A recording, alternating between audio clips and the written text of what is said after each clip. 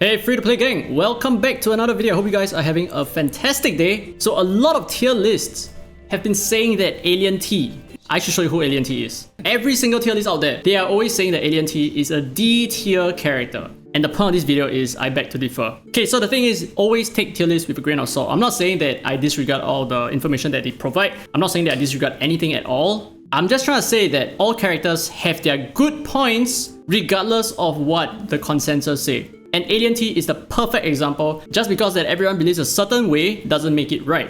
Okay, so let's have a brief introduction to what Alien T is capable of. Because I know you guys already checked out the tier lists out there, and D tier, you're not even going to think about it, right? You're not even going to consider this character, but I can guarantee you that this character is amazing, and I'll show you why in just a little bit. So you can see that I've already fully completed everything. I even have 2 stars on good weather over here, which is the current final boss. Holy shut up!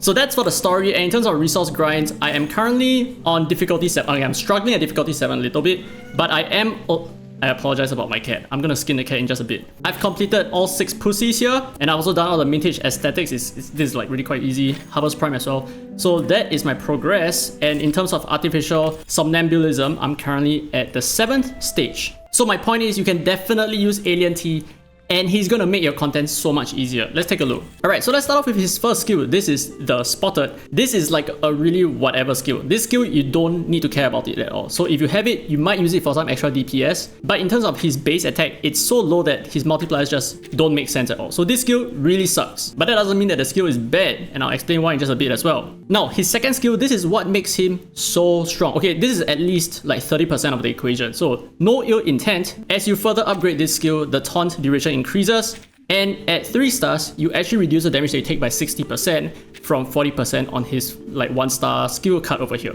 Now what taunt does is enemies attack will always target characters with taunt. So even if it's an AoE attack, one of the AoE attacks will target him. The rest, be it like a single other AoE attack or a full AoE attack, they will just bounce to one other character or something like that. But there is a guarantee that he will take one of the hits. So this is excellent against enemies who land primarily single target attacks, and he's just going to simply soak up everything, and he's going to reduce the damage that he receives as well. So this is actually very powerful. Now we're going to end off with his ult, Future Interstellar War Prelude. Mass Attack. This actually hits every single enemy, deals 200% reality damage, and inflicts 1 round of disarm and silence status on all enemies. This is a freaking good control skill.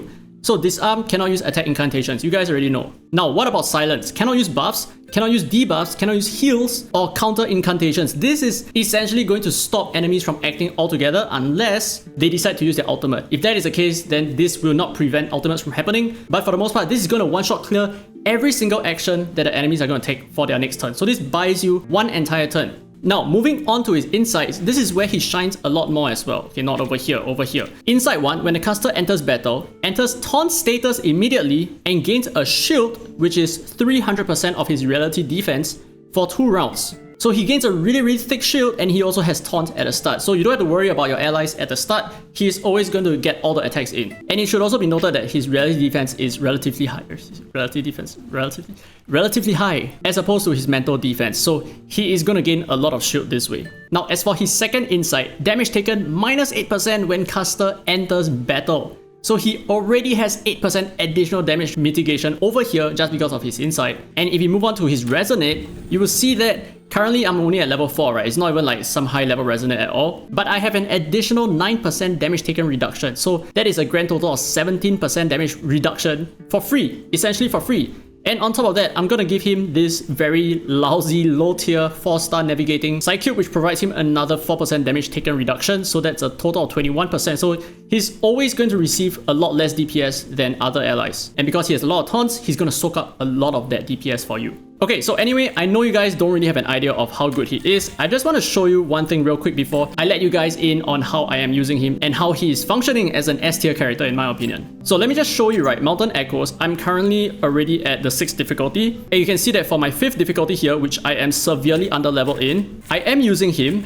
And in fact, you can check it over here, right? So this is my current lineup. He is part of the equation. Now, the reason why I want to show you that is because I want to clear something else which I have not yet cleared, and I don't want you guys to blame me for going pro element, and that's why I'm able to do this, because I haven't done the 5th difficulty just yet. So I'm gonna make use of this video to get it done. Okay, so let's take a look at the strategy over here. So the thing is, he's taunting for the first 2 rounds, so I can just do whatever, right? I can use my AoE attacks, or okay, maybe not. Not for right now. I probably want to disarm this guy here first, so I can disarm him like so. So all of the attacks that enemies are gonna do, they are all just gonna fly towards Alien T. See, take a look at this little worm here.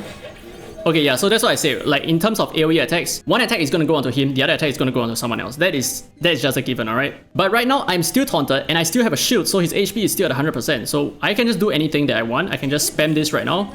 A lot of AoE attacks.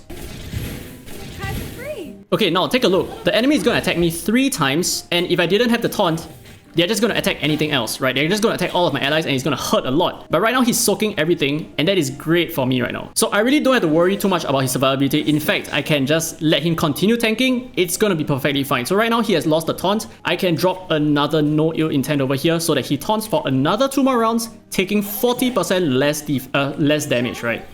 So this is going to improve on his tankiness as well. You dumb fool, stinky socks. He's still doing a fantastic job, dude. He's still tanking really well. Now, you guys might be also thinking, okay, he's about to die. He has like half HP. What's gonna happen, right? Don't worry about it. The whole point of him is to tank as much as possible, drop his ultimate, and then he can die. It's completely fine. Now, one more thing that I mentioned earlier about his attacking skill, where I find that it's quite useless, and the reason why I say it's still okay is because during our turn itself, we can always use this skill here. We can actually tap it like that, convert all cards into something else random, and we might get something else, right? So if we had a 2-star card over here that was his attack card, now it's a counter card, which is his taunting skill. This is perfect for us because right now we do need it. But also if this skill actually transforms into my offensive skill, like it became Eternity's DPS card, then that would also be very good for us. So even though we may not need to use him to attack at all, we can still use our Timekeeper skills to convert his cards into something else. Okay, so this is what we're gonna do. We are just going to use his attack right now because the enemy just has 1 sliver of HP, so we don't have to waste any of our cards here. Poor earth creatures. And there you go. That's a cheap attack over there. Okay, and now we can see how well this skill is gonna shine. His future interstellar warp, essentially his ultimate, that is going to full control. And then we're gonna drop a buff, and we're gonna drop an AoE attack over here. There you go, disarm silence. The enemies, they're not going to take any action for 1 whole turn. That is really good, considering the fact that it's so easy for you to channel your ultimate, just because you really need to have those taunts up, right? Okay, so the enemies didn't take any actions just now, and we can actually do the same by using our disarm over here, but I'm not going to do it because of how this boss works. So the thing is, the more you control this boss, the faster he has full immunity to controls, which kind of sucks for us, so we need to take him down ASAP. So instead what I'm going to do is I'm going to drop an AoE attack. I'm not going to use this disarm on the boss, I'm actually going to use it on his follower here, and the rest will just be maybe AoE attacks. Oh, okay, I guess that worked. Okay, so now we don't have any of Alien T's cards, which is completely fine, right? Like I said, we can just use this opportunity to land a lot of extra DPS. Well, okay, so this is actually quite a terrible showcase because we don't even have any of his cards over here. But anyway, my strategy here is actually for him to continue tanking until he eventually dies. Yes, the reason why it's a good thing if he dies is so that the next character that comes in is Mr. Apple, and he's a really good healer, which I'll talk about in a different video. So the moment Alien T dies, my team might need a little bit of healing, and that's where Mr. Apple comes in. So that is supposed to be the strategy of how I'm beating a lot of different content in the game right now.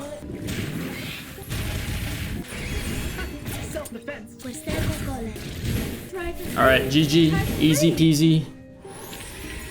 Okay, I must admit this was a little bit too simple because we are on element. So anyway, that is how you make use of Alien T, and yes, I do have to address some of his setbacks as well. So one of the main setbacks is he's only a 3-star character, which means his base stats are relatively lower as compared to everything else. So even at the same insight level as well as a character level, his stats are just below that of my DPS character, Eternity. It's below that across the board, even in terms of defense and HP. For example, I have 5,700 HP here, I have 450 reality defense. Let's take a look at Eternity.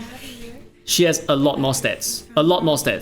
And aside from that, being a 3-star character means that you are locked behind Insight 2, you cannot go to Insight 3, which means your maximum level is actually level 50. You cannot go up to level 60. So that is another setback in terms of his longevity, which means if you're going to invest into 3 and 4-star characters right now, you must make sure that you understand that eventually they are going to fall out completely because you're not going to have the extra power that is required from levels. All you're left with is just a really good kit with not enough stats. And that is the only downside that I see in Alien T, as well as the other 3 and 4-star characters like Mr. Apple, for example. Aside from that, they are excellent in the early game. They are very cheap to invest in. It's very easy for you to fully build them, fully kit them up, and make them so useful and protect your team along the way. Alright, so anyway, that's it for this video. This is how you make Alien T an S tier character. And to date, I haven't actually dropped any summons apart from my first 10 summons, and I'm still rocking this extremely easily. Anyway, I hope you guys enjoyed today's content. If you did, don't forget to give a thumbs up. It really helps the channel, and subscribe for more Reverse 999 content. Now with that said, this has been Dare Free to Play, and as always, I will see you in the next video.